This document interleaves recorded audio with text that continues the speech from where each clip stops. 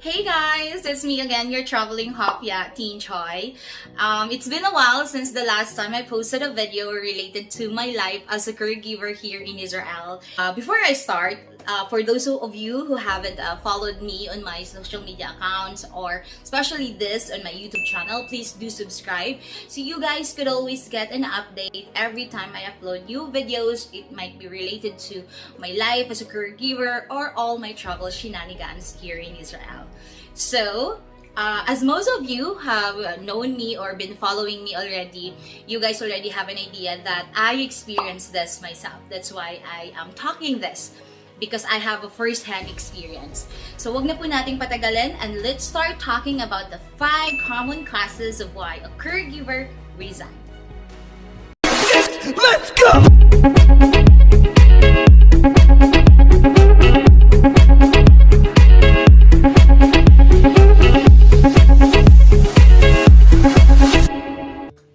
Hey guys! Welcome back again to my YouTube channel. So, we all know naman that we Filipinos are very hardworking, pasensyoso, and diligent with our job. Whatever job we have, kaya nating pagtiisan. But there are times na hindi natin kaya. And despite of all the traits that we have as a Filipino, napipilitan tayong mag-resign. And here are the 5 causes why we resign as a caregiver. First is failed expectations. Before coming here to Israel, I have a lot of expectation based on my contract. I think most of you or some of you will agree to me or the same as me, especially if you're a first-time caregiver at the same time first time to work abroad. So I was really relying on what was written in my contract. My expectation and my reality is different when I got here, because there was some missing information and my expectation is really different from what was my reality here on my first employer. It could have been less shocking for me if it was written in my contract na dementia, needs full assistant, bedridden, may mga aparato, and all of that. That's why it is very important to have clear understanding of your patient's case para hindi ka ma-starstruck pagdating mo sa actual reality na nandito ka. And also to avoid misunderstanding and problems when you got here and start working for your employer. Next is language barrier. Well, we all know naman that communication is a two-way process, and it's important that we both understand each other. And we all know that working as a caregiver here in Israel, effort talaga tayo na matutunan natin as soon as possible yung language nila to avoid miscommunication. But if your patient case is dementia or Alzheimer, that's a different story, because they don't have the ability to understand your foreknowledge of speaking Hebrew, and most of the time, your lack of understanding their language could trigger them. For my friends who have the same experience as mine, I think you guys can relate to this because this is really true. Kahit masabihin nyo, eventually you will learn the language. Yes, of course we will learn the language. But then again, it's different if your patient's case is dementia or Alzheimer's, especially if severe. It's really a different story, and most of the time, the lack of understanding each other could really trigger them to be more agitated, galit, and some cases, nasasaktan ka nila because of that. Because they're talking to you something and then your response is different from what they want you to do. So it's a very different story. Third is too much work. Yes, this is a really sad reality, but this is true. And we know naman that Filipinos are diligent. We are diligent and patient. But it should be balanced, you know. Kasi lahat ng sobra, hindi maganda, hindi masaya, hindi nakakatuwa ang sobra-sobra. Some of my friends' experiences, we came here as a caregiver, but some of us end up working 80% housekeeping and 20% caregiving.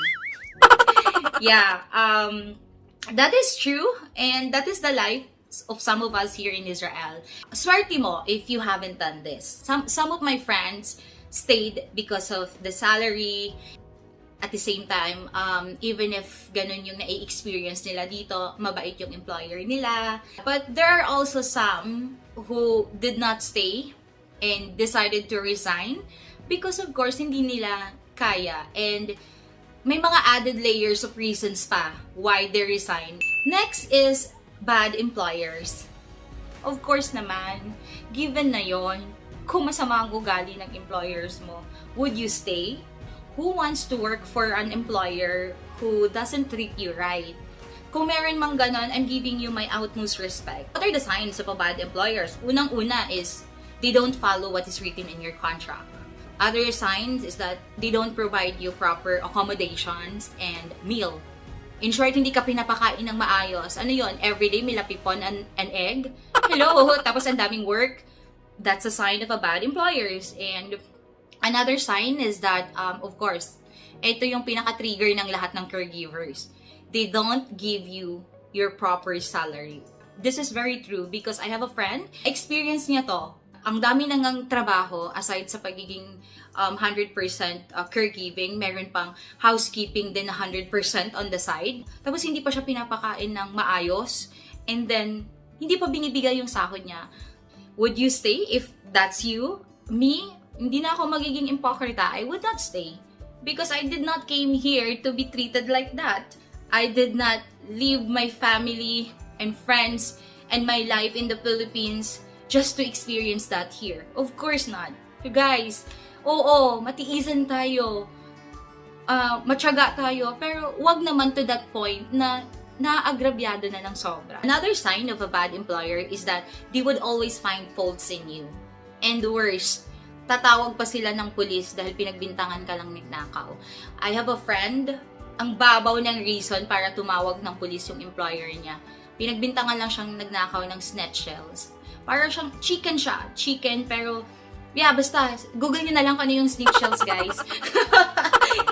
Basta pinagbintangan siyang magnakaw ng snatch shells and shaver. Nakakaloka, but at the same time, it's a traumatic experience for my friend. Kahit naman sa akin mangyari yun, I would feel the same.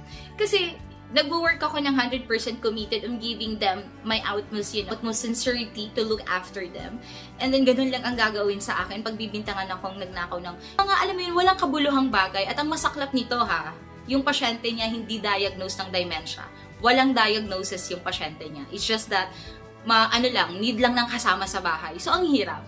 So, yeah, those are some of the signs of bad employers. Last is maltreatment. If this happened to you, wala nang paligoy-ligoy mga sis. Resign na agad. Huwag mo nang antayin na ikaw yung malagay sa alanganing sitwasyon bago ka pa umalis. Especially kung yung maltreatment na i-experience mo is severe. Although meron namang mga minor lang. Kasi may mga kakilala rin akong nagstay even if they experience minor maltreatment with their employers. And then that's fine. But kung sobrang talagang nakikita mo nang nababalian ka na ng buto, marami ka ng pasa, ang dami mo ng kamlot, whatever. So yeah, wala nang paligoy-ligoy. Always look after yourself. Remember, we are here to work for our family. At kung tayo ang magkasakit or malagay sa hindi magandang sitwasyon, paano na lang yung mga mahal natin sa buhay na umaasa sa atin? So out of the 5 common causes why we resign as a caregivers, 3 doon ang check ko. Remember, we all have a choice and a chance to change employers. But then again, there is a disclaimer on it. Huwag naman nating abusuhin. Kung wala naman sa mga nabanggit kong causes yung sitwasyon mo, huwag mo namang gamitin yung choice na yon. Ilaan mo yon for emergencies, for an event like this. What to do once you made the decision to resign? First, you need to notify your agency regarding your situation and your decision. And then wait for their reply. Some agency would say yes automatically, especially if may record na yung employer mo. What I mean is, kumbaga, pang-10 caregiver ka na sa employer na yan. At yung duration, it's either 1 month. Kumbaga, hindi inaabot ng 1 taon. While others would try to settle the issues between you and your employer. And that's fine. Give them a chance. Give them a chance to change their behavior. If hindi pa rin nagbago, kahit may pag-uusap na between you, them, and your agency, then notify again your agency na wala pa rin nagbago kahit binigyan mo na sila ng chance. You are still firm to resign. Most likely, the agency will respect your decision to leave.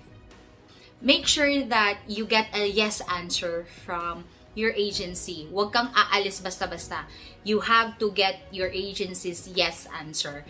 Kasi in the end of the day, sila yung tutulong sa'yo, sila yung magpa-process sa'yo, sila yung maghahanap sa'yo ng panibago mong employer. Kaya importanteng meron kang yes and positive na sagot coming from them. Kasi in the end, na pag pinabayaan ka nila after ka umalis sa employer mo, eh meron kang ipapakita sa kanila na, hey, you supported my decision. This is your reply. So, yeah. And once na okay na, nag-yes na si agency, next step is they will advise you to write a letter, formal letter of resignation to your employer.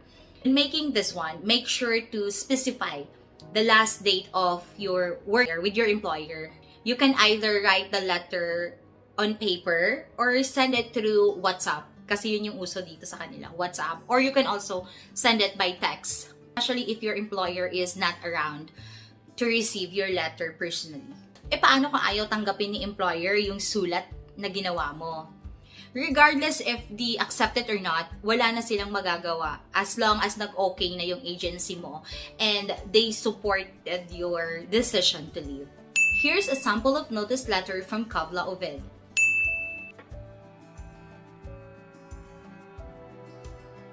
Or you guys can DM me or send me a private message if you need help or guidance on how to make a heartfelt resignation letter. But disclaimer, hindi po ako super magaling mag-English or gumawa ng letters or compositions. But I would still help you. Just message me on my social media accounts. I will be there to help you and walk you through with it. And I hope this video is very helpful to all of you. And good luck and God bless. Bye! Thank you so much for watching. Please feel free to follow my adventure and misadventure in life, and be sure to subscribe to this channel for videos and travel vlogs. Don't forget to hit the bell to join my notification squad. Till next time, bye!